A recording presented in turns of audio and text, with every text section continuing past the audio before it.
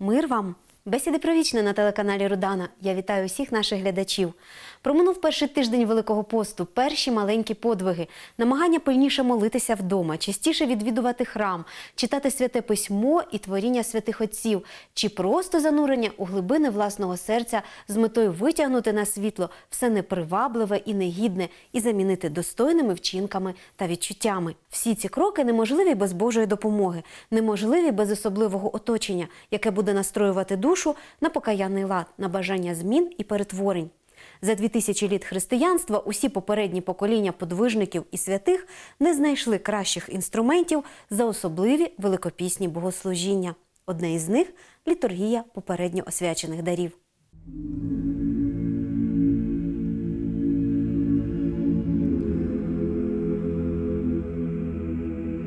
Це незвичайне великопісне богослужіння належить до тих традицій, які народилися серед найперших християн. В епоху гонінь вони забирали додому частину святих дарів, щоб причаститися самотужки, якщо наступне зібрання не відбудеться. Відлюдники брали із собою святі тайни в пустелю. В VI столітті цей звичай народив літургію попередньо освячених дарів. Спершу її служили в Антіохії, потім в Константинополі, а ще згодом уже серед усіх християн. Эта литургия подводит нас к раю нашего Господа, из которого были изгнаны наши прародители. В воротах этого рая был поставлен херувим с огненным мечом.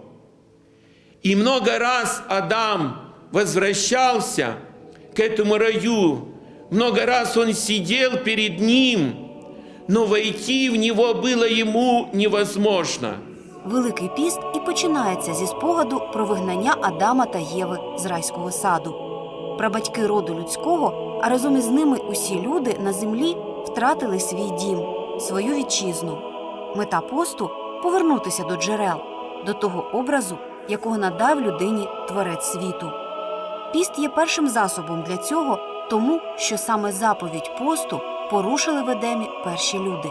І як вони мусили утримуватись від одного єдиного плоду, так їхні нащадки мають утримуватися зараз від тієї їжі, яку не вживали серед райських кущів. Человек по замыслу, по промыслу Божью был сотворен вегетарианцем. Он должен был вкушать только плоды деревьев и, конечно же, травы, от которых получал и здоровье, и силу, и разум. Ведь первые люди, питаясь плодами деревьев, жили до 900 лет. Если хотите духовно исцелиться, если хотите измениться, вернуть себе тот первозданный образ чистого Адама, который проникал в сущность вещей, воздерживайтесь и поститесь. Святий Петро Хризолог говорив, що 40-денний піст – це не вигадка людини, але воля Божа. І це щось таємниче і недосяжне розумінню. Важко осягнути, як незримо змінюються душі тих, хто постує, як вони стають недосяжними для ворога роду людського.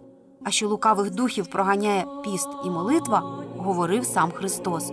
А подвижники на власному досвіді переконались, що молитва не має сили без посту, а піст стає безплідним без молитви. Справжнім зразком великопісної молитви на всі часи став великий покаянний канон святого Андрія. Він був єпископом Криту, прославився своєю благодійницькою діяльністю. Говорять, його молитвами Крит був порятований від нашестя арабів. Але в історію святитель Андрій увійшов разом зі своїм знаменитим каноном. Цей плач праведника над гріхами святий написав для себе. Але вже 12 століть християни читають його в храмах, згадуючи усі гріхопадіння від Адама до Нового Заповіту, переживаючи їх як власні злочини та пристрасті. Через приклади праведності закликаючи свою душу до їх наслідування, щоб врешті-решт стати подібним до нового Адама – Ісуса Христа. Сегодня Господь напоминает нам эту истину, что человек царь, но он эту власть получил от Бога, за которую и должен быть прежде всего благодарен Богу, отдавая Ему жертву любви. Такую истину открывает нам Библия, книгу, которую мы так редко читаем. Біблія увібрала в себе усю людську історію, і вона дивовижним чином умістилася в цей надзвичайний канон. За його допомогою кожен віруючий, як у дзеркалі, може побачити свою душу. Головне – мужньо прийняти той образ, який визирне назустріч, відмовитись від виправдовувань і дати нарешті Богові можливість достукатися до нас, щоб побачити нас такими, якими бачить нас Він, і використати можливість виправити все і все змінити, поки ми ще живі.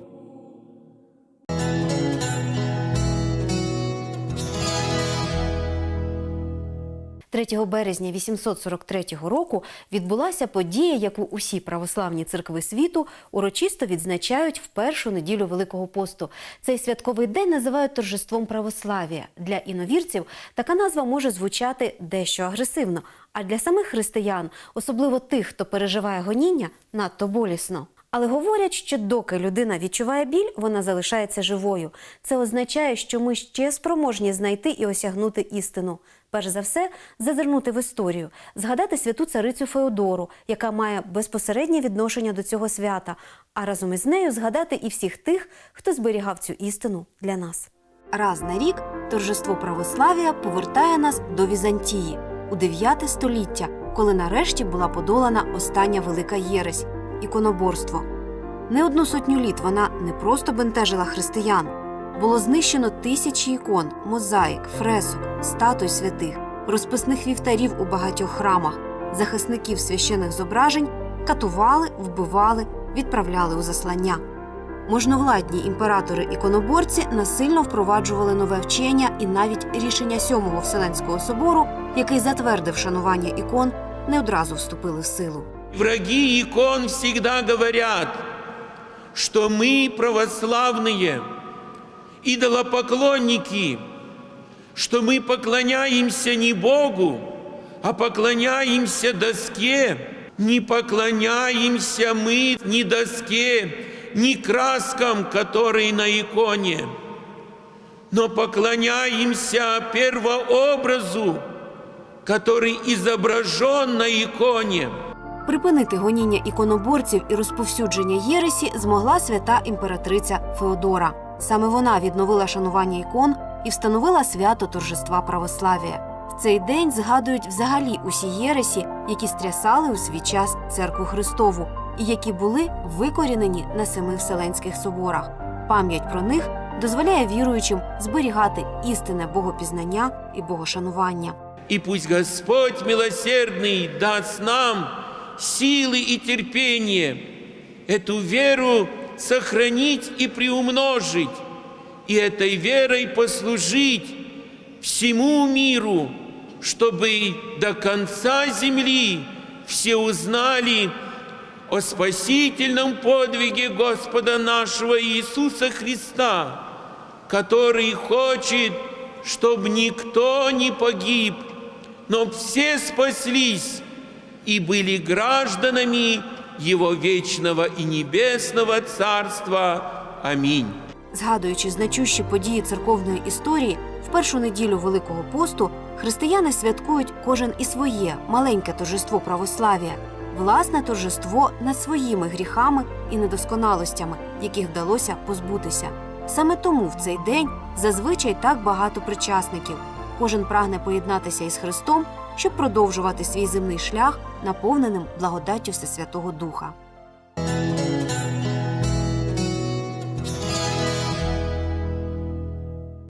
Триває наша передача. У нас у студії протоієрей Олександр Горовенко. Отець Олександр, я вітаю вас.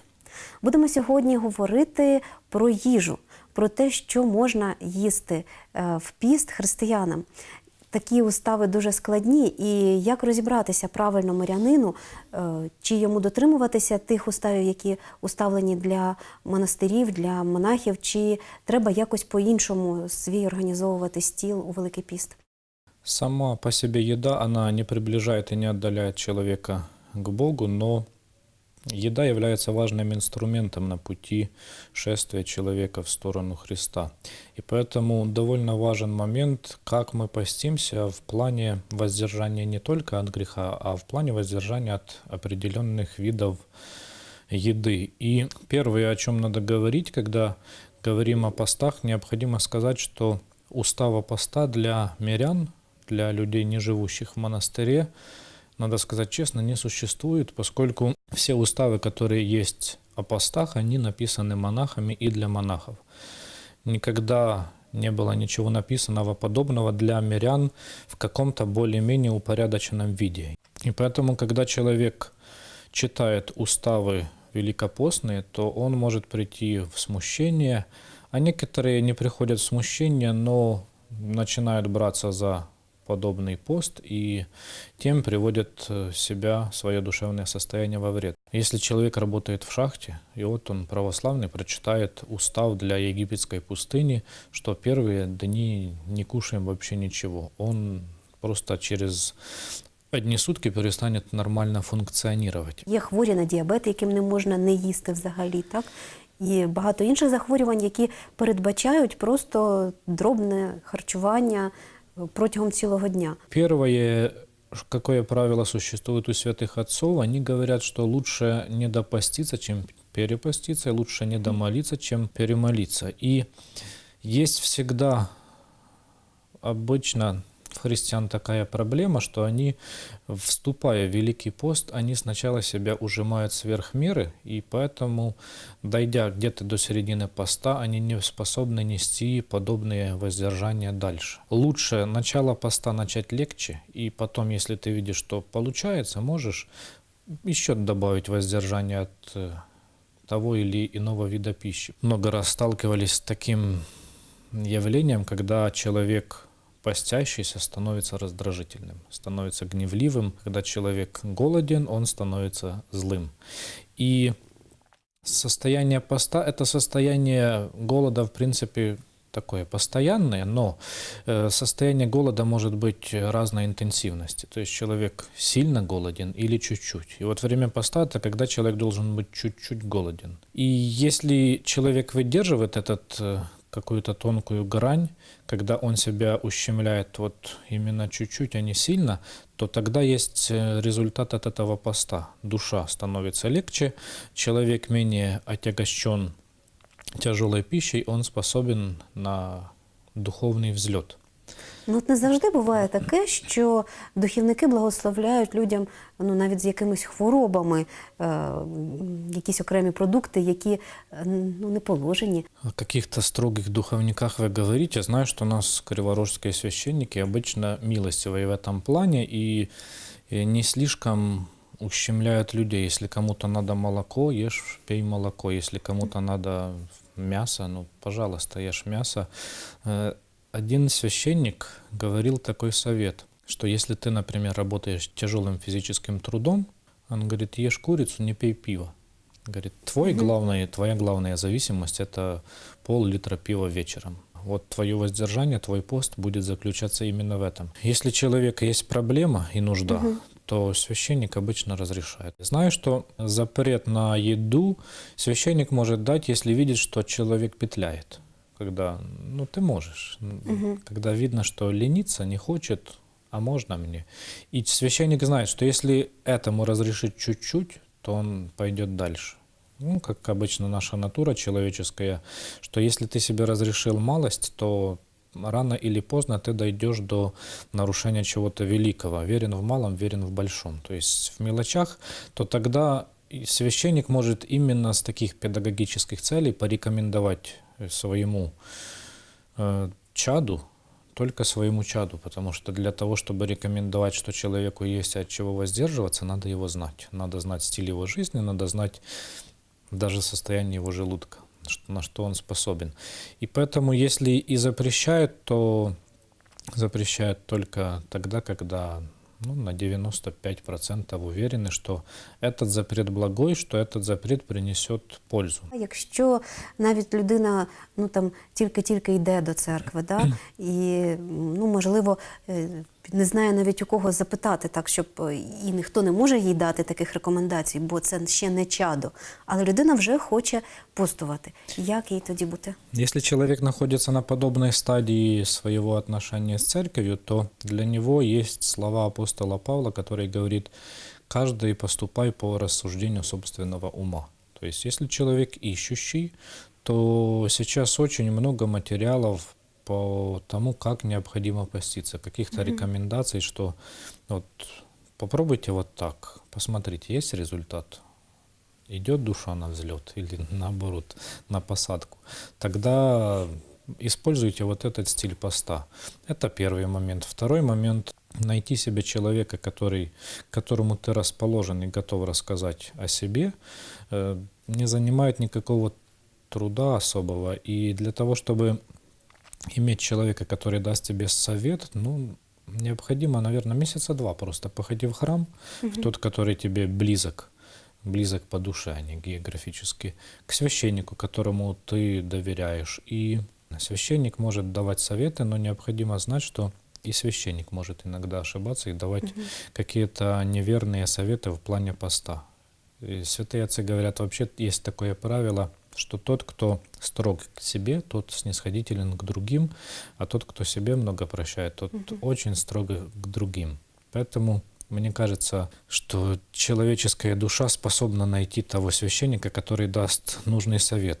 И одно из главных правил, это вот мое наблюдение, что часто, когда мы начинаем поститься, то мы постимся так железобетонно, вот сказано там хлеб и вода.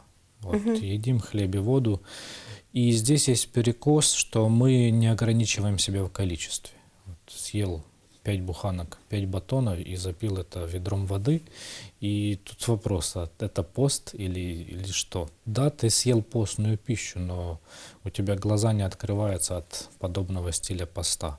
И поэтому есть такой совет и пожелания от людей, которые постятся и знают, что это такое по-настоящему, что нельзя компенсировать количеством постной пищи. Можно и там картошки в мундире наесться вот так, что будет плохо, а можно выпить стакан молока с корочкой хлеба и все, и сказать, все, достаточно душе. И поэтому пост — это момент, когда человек должен и может проявить свое здравомыслие и рассудительность. Одно из главных добродетелей, когда человек может сам за собой наблюдать и сказать, нет, мне вредит подобная строгость, я чуть-чуть себе разрешу. Но также пост — это тот момент, когда человек не должен себе разрешать сверх меры, говоря, что я немощный, я не могу. Это время, когда человек сам себя испытывает и смотрит на свое состояние духовное, что приносит ему пользу, а что приносит ему вред в плане воздержания от определенных видов пищи. Дуже дякую вам за сьогоднішню розмову. Думаю, нашим глядачам зрозуміло, як правильно постувати. Ну, а якщо комусь не зрозуміло, то звернуться до наших духівників. Ангела-хранителя.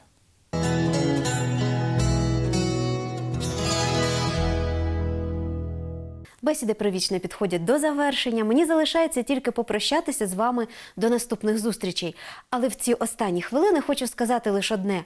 У кожного з нас є чимало недоліків, які необхідно подолати. Але спільним для жителів нинішньої України є надзвичайний градус невдоволення і ненависті. Давайте спробуємо в ці дні Великого посту виростити в своїх серцях хоч невеличкі пагінчики любові. Любові не тільки до своїх рідних. Давайте спробуємо бачити в навколишніх людях, якщо не образ Божий, то хоча б людей. Шануймося. Ангела всім хранителя.